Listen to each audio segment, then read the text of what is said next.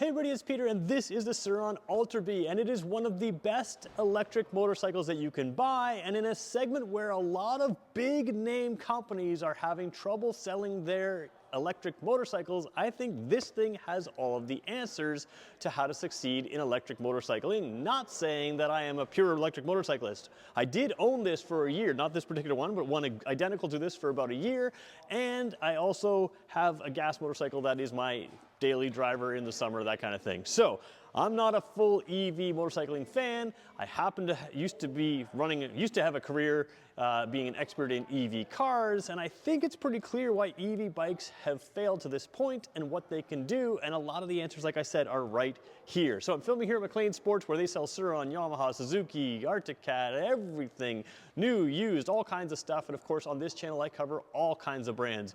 If you're interested in this stuff, do me a favor, hit the subscribe button, leave a comment, but really the best thing you can do is watch this till the end. Really helps my channel out. The more I grow, the more I can get you stuff that you guys want to see. All right, let's get going with this review. So in the electric motorcycle space, the nut that everybody's trying to crack is getting a regular electric motorcycle to replace a regular gasoline motorcycle. And that's proven to be a lot more difficult than it has been in the car world, because replacing a Toyota Corolla with something that's slightly electrified, you know, something that doesn't have a lot of passion towards it, and bring in something that's electrified, you end up being able to do that. Yes, there's an extra cost, but as far as the actual technology, you've been able to do it. What's interesting in the motorcycling space is it's the technology that isn't able to keep up with what people do on their motorcycles, and that's interesting. So setting cost aside, you still haven't got a viable, in my opinion, electric motorcycle that can do what a similar gas motorcycle can do. Except for this one. This one is where I think motorcycle manufacturers should start. So who have we got in the main players? Of course, we've got lots of purely electric brands out there doing their thing. But in the main space right now, you've basically got Kawasaki building road bikes, and you've got Can-Am coming out this year with a road bike and a dual sport bike. Those are bikes I will be testing on this channel, including ride reviews. I've got access to them, so that when they come out, I'll be having them. And again, I think it'll be interesting. But this bike's already out. It's been selling for years. And like I said, I own this for a year.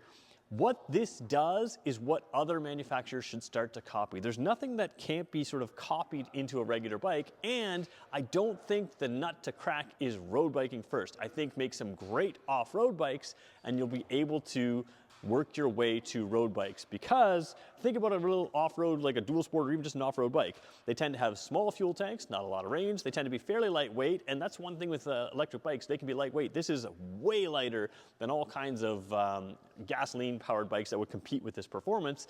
And to be fair, this can have as good, or in many cases better, performance than a lot of gas bikes. It also has a ton more technology, and I think that's a big key. When you're sitting there and you have to charge more, you better give more, and electric dirt bikes can actually do that. All right, let's start at the front wheel. We'll work our way up to look at what we got here. Then we're gonna start talking the technology. That's where this bike can stand out, and it may make a difference to you. So when I'm reviewing a motorcycle, I start at the front wheel because that's where you can tell the manufacturer's intent. And you see a few things here. So this is really where Surron, I think, does it wrong for the motorcycling world. And you have to remember where Surron came from. They basically decided to make electric bikes that were a step up from a mountain bike. So this is sort of a secondary project for them. And you know, being a second generation EV for them, you do see a lot of progress. But the front wheel is actually something that motorcyclists complain about, because it's a 19-inch diameter front wheel. A lot of people like to see a 21-inch. Some people like to see a little wider tires, and there's plenty of people that have actually modified the front and changed that up around. I would not modify these bikes myself, and that's just a very personal trend. Most people have been willing to modify these, but I wouldn't modify this just because some of the electronics work well knowing exactly what wheel set you've got on there. So again, not an expert on modification of this, but let's talk what they got. So 19-inch front wheel, spoked wheels, you've got all the dirt bikey stuff. Good disc brake here. A lot of their mountain bikey style ones don't have great brakes. This one's got much better brakes. So you end up with something that's very competitive. And remember, you don't need as much braking power because the bike is very light. The other thing you see here is motorcycle style upside down forks. So those upside down forks are actually really, really good because they are also fully adjustable. And that's not something you typically see in a lightweight dirt bike. That's what makes this bike stand out. Let's talk about that in just one second. So normally when I talk about any motorcycle, I use this view to talk about the heart of the bike. Well, the heart of the bike, if we're gonna call it the engine or the motor, is right there. This is all it takes to have an electric motor for a bike that goes about 115 kilometers of range. That's through the battery. It goes about 95 kilometers of top speed. And that's all you have. So that is a very lightweight piece compared to a regular motor. Where you've got the weight is in here. You can see the frame surrounds the battery in here. Now the battery is removable. You can charge it in the bike. You can charge it off the bike. Lots of options there. So your weight here is the battery, but the drive component is actually very, very tiny. And that's a strength. That's part of why these bikes are able to be lighter weight. They're also able to be narrow. You can shape batteries in many different ways. So this is a very narrow and flat bike. And because it doesn't have gears or anything like a typical, like a Tesla wouldn't have gears, this doesn't have gears. You don't need a gear shift here. You don't need a brake lever here. Well, you could put a brake lever here, but they do use hand brakes on this bike. Again, they come from a bicycling background. Motorcycle company could put a foot brake here without any issues. One benefit of not putting a foot brake there, not going to damage anything down there, and you've got nice big foot pegs. So let's keep moving through here. So I'm giving you a wide angle view. It's going to skew the views a little bit on the outside, but I just want to show you where we are and sort of the proportionate area here. We've got a lot of weight centralization. This is a really key piece of having a really good handling bike. So what you've got here is your rear shock, which is also very, very good. And if we zoom in a little bit there, you can see that the piggyback shock is an adjustable shock, fully adjustable suspension, front and rear. And adjustable suspension is huge to me to help justify the cost. Let's talk about that really quickly. So setting cost aside for a second, let's just take that premise out for a second. If we look at this bike, we have to look at what it would compete with outside of cost. So it's going to compete against a lower displacement bike because of the power, right? It doesn't have a huge high top speed, and it's a certain size, it's a certain comfort, that kind of thing. It's not a touring bike, it hasn't got a ton of range, and neither do regular dirt bikes in this class. Small fuel tank, high top speed of 90-ish kilometers an hour. Now, one thing to keep in mind, it goes to 70 kilometers an hour, or at least the 2025, well, I can't remember 2024 specs, but 70 kilometers an hour is 3.1 seconds. So it's very quick accelerating, like a lot of electric vehicles.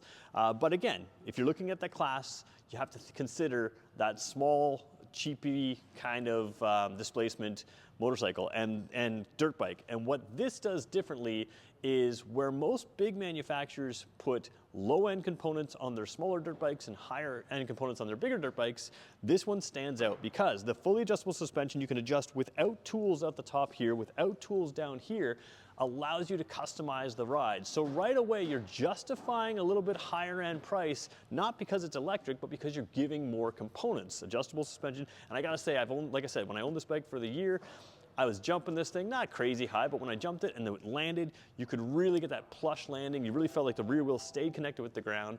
And it's really nice to have that adjustability to tailor it to your riding style right in that day, not just something you get the tools out and like, okay, tailor it now for the ride. You sit there and you go around different trail. You know what, I'm gonna soften things up, I'm gonna firm things up, we're gonna have some fun, I'm gonna be ready for jumps, I wanna soften as I go home on the trail.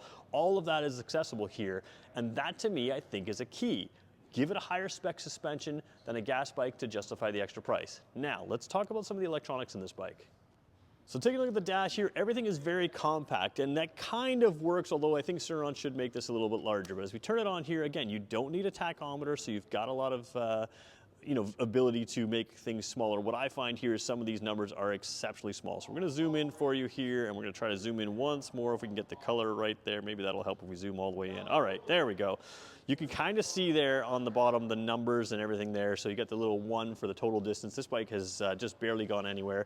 You can see the battery percentage, which I have to look at the screen too because I haven't got my glasses on, about 33% there. So a lot of things here. Now remember, this thing has some fast charging capabilities from a regular household outlet. Plug it in like you do your cell phone. It has 3 different settings of charging. So you can charge it 20 to 80% in as little as 2.5 hours, which is very good considering you're only pulling in a regular 12 volt or regular plug in the wall 120 volt outlet. So that's different than some of the bikes that are coming that will have the level 2 chargers that cars have. A couple things I want to point out here. Because you have an electric motor, you've got absolutely tons of torque and you can have torque everywhere. So you have to control that. You have to dial back some of the power early on. This one has 3 drive modes. So you have Eco, you have Sport, and you have sort of the daily, the D for daily. I like driving in daily. Sport certainly makes it easy to wheelie. And of course, if you want to save some range or you're just kind of cruising down a trail, the E is good. Now, when we talk about the 115 kilometers of range that this thing can get, they say 115 to 130, it depends on what you do, but the point is that's around 50 kilometers an hour. Now that's pretty good for a trail, and this is again why this works better as a trail bike rather than a road bike, because if it's a road bike, you want to go 100 kilometers an hour and faster, whereas this thing, you're going to be driving slower if you use it as a trail bike. Now again, do you want to go faster? Yeah, sure. Do you want more range? Maybe. But when you consider the trail riding that a lot of us do, we're not going much faster than 50 kilometers an hour if you're on official trails and that kind of stuff, and that makes it usable. Now, there's other things in here. I'm going to show you one little button here. We're going to bring in the traction control. So I can pull a little trigger, which I'll show you a little later, and instantly activate a traction control system, but you can preset that traction control system to anything you want. So I'm holding in a trigger, so I can literally be driving along the trail, pull the trigger, put some traction control on, turn the traction control right back off, pull the trigger, hold the trigger, traction control's on, release it, it's off. So you can just like literally flash it on and off, right? What this is super helpful for, I found on the trail, is it would allow me to sort of spin that rear tire to steer and then hit a muddy section, grab the traction control, it would get me through the mud, release it again, get into the gravelly section, spin the rear tire and help me steer. Really cool system there, but it's not just that. In this little dash, there's a whole bunch of little settings that we should talk about. Let's do that right now. So I'm gonna go a little bit nerdy on here. Remember, I used to sort of be an expert in EVs, and one thing to remember is that when you're driving an electric vehicle, it is different than driving a gas vehicle because you've got that instant torque. On a gas vehicle, you're thinking, I don't need traction control on my dirt bike. It's nice to have, but I don't need it. Well, on an EV, it's really important to have it because you're not able to slip a clutch. You're not able to, choose your gear. You're just on and off the throttle. So being able to somewhat control that traction is really helpful, but it also has an extra benefit.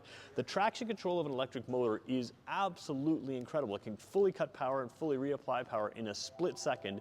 And there's no mechanical equivalent of the traction control that electric motors are capable of. So what that means is this bike can make you a better rider. In addition to not having to clutch and shift and all that kind of stuff, you can allow the electronics to take control. Now, the traction control I showed you, you can turn that on and just leave it there on and off, but you can leave it off and bring it in when you need it and bring it in at whatever setting you need it. That's pretty cool. The other thing it does is if you go down a dirt hill on a gasoline bike, you have engine braking. Well, this one can replicate various levels of engine braking through regenerative braking. So you can decide for yourself, oh, that's too much engine braking, or that's just what I want, which is kind of like if you gear down and that kind of thing.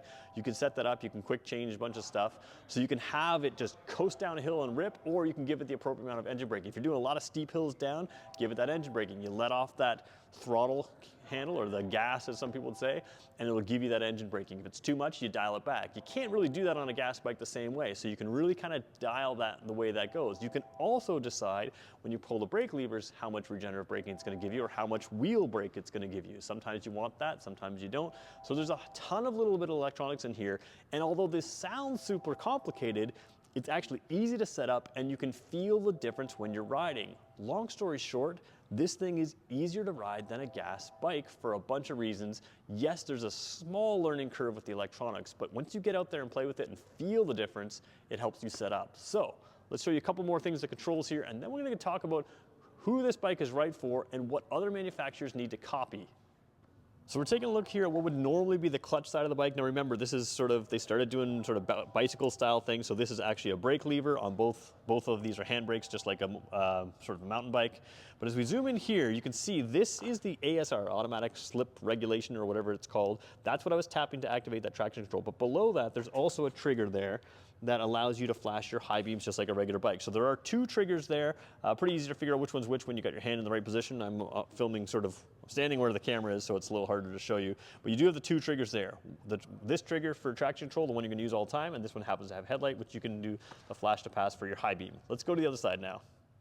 So because this is primarily a dirt bike, sometimes you don't always want your headlight on. You can turn that headlight on or turn it off. Once it's off, there's just some LED sort of border lights that stay on, but turn it on, you've got a bright LED light. during hunting season, other kinds of times you may be out on the trails. It's nice to have a little extra light on there, especially because this is a little quieter.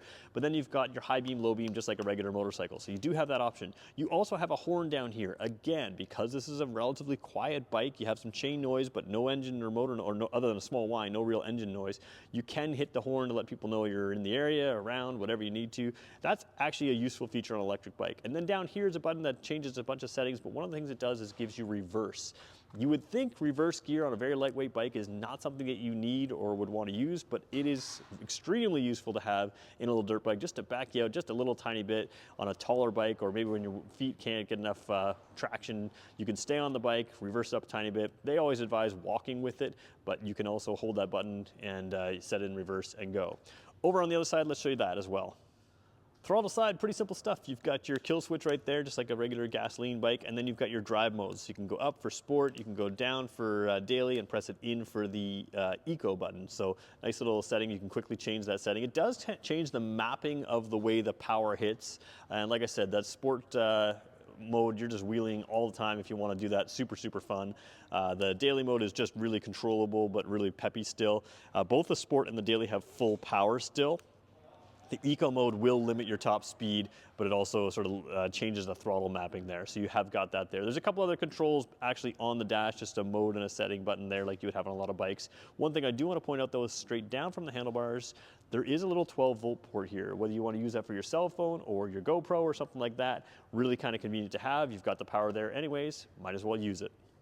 So usually at this part of the video, I talk about if this bike is right for you, but right now I'm gonna step a little bit back and talk about what Surron does right for the motorcyclist, what they do wrong, what other manufacturers do right and wrong, and then help determine what's right for you. So first of all, what does this bike do wrong for a motorcycle? Well, because it came from sort of a mountain biking type position, no foot brake, and the hand brakes does take some getting used to. Now, if you think like a mountain biker, you're totally fine, but if you think like a motorcyclist, you may find yourself grabbing a clutch even when you don't hear the engine and other stuff. It's funny how your brain works, and of course nobody wants to be grabbing that brake, pulling it in when they don't want to. So that does take, you know, an hour, half an hour, whatever type of riding you're doing. It takes a little bit of time. Once you get used to it, you just right away get used to it, not a problem. But it's not set up as a motorcycle, and I do think they should go with a little bit different wheel tire size set, so you have a little bit bigger front tire, a little bit bigger diameter front tire, so that you have, it makes some sense for motorcycle styling. Other than that, motorcycle styling and practicality, other than that, they do just about everything right, which means what are the other manufacturers doing wrong? Well, like I said, replacing a road bike with current electric technology isn't something that makes a lot of sense unless you are a very early adopter and want less performance. So you're gonna have to pay more to get less performance. Now that will be starting to change, and we're gonna look at some of those bikes this year. But starting as a dirt bike makes a ton of sense. You can make something narrow, you can make something light, you can make something outperform other things in its class. Yes, you're paying more for this, but some of that paying more is offset by a traction control system and a throttle control system and all the electronics in here that make you a better rider than you would be on a gas bike. And you've got adjustable suspension out front, that's quality. You've got adjustable suspension out rear, that's quality. All of those things, sort of, if you were to step up some of these lower displacement, big manufacturer bikes, you would end up with something that rode as well as this, but you'd have to pay extra to get those accessories on, where this one comes standard with it. So adding some of those adjustable suspension pieces, adding some of the proper electronics, kind of makes this feel like a higher end bike than competitive gasoline bikes, and it still accelerates faster. Even though your top speed is the same, the acceleration is faster on a bike like this compared to most trail bikes. Not necessarily the odd two-stroke here and there, there's lots of crazy stuff, but compared to most trail bikes out there, you're getting better acceleration, and top speed matters a lot less when you're heading down trails than acceleration. So this thing gives you better acceleration, lighter weight, electronics that make you a better rider, and you can go for a good couple hours easy, like 2+ hours at faster trail speeds and a lot more. I've gone out on this bike for 2.5, 3 hours at a time and had no problems with it. So this thing is the way to do electric bikes, and I think the other manufacturers should be copying this. Kawasaki, going ninjas. They're trying to hit their brand. I think they should have stuck with their KX mode. Can-Am's doing something a little bit different. They're launching a new platform that can be used as a road bike, city commuter, where it makes some sense, and as a trail bike. I'll be reviewing that bike as well. But if you want an electric bike right now for not that much more, and when I say not that much more, someone like myself who has a nice, mid-range, upper range bike in the Kawasaki Z900 RS SE, having a bike like that, this wasn't a crazy too expensive dirt bike to buy as well, and it also makes you a better rider than you actually are through the electronics. So it's within the range of what you would spend on a motorcycle, and you can justify it with the technology. Once you get into, hey, I could buy a really high-end gas bike for the price of a really low-end electric bike, then it becomes less of a thing that makes sense. This bike is priced okay enough right now that I think it makes a ton of sense for people to buy now, enjoy it, and have a blast with it. So there's my take on the Surron Ultra Bee. Like I said, I spent a year with this thing, absolutely loved it. Don't do a lot of dirt riding. Basically, when it came sunny outside, I wanted to ride my road bike, so sold the dirt bike for now. Got other things that on the go, but we'll probably be adding something else in the next little while to the fleet of stuff that we've got going on. So you'll see that coming soon as well. All right, there you go. There's my take on electric bikes. Tell me what you think. Should they start with dirt bikes? Should they start with road bikes? Is it just too expensive you'd never consider it? Let me know what you think in the comments. And remember, I know you're gonna wanna dislike it just because it says electric bikes. Do me a favor, leave some extra likes, because if you made it this far, people hate electrics and they just leave dislikes because we talk about them. Don't care what you drive, ride what you want. All right, let's go on to the next video, which I'll be making soon. We'll catch you on the next one.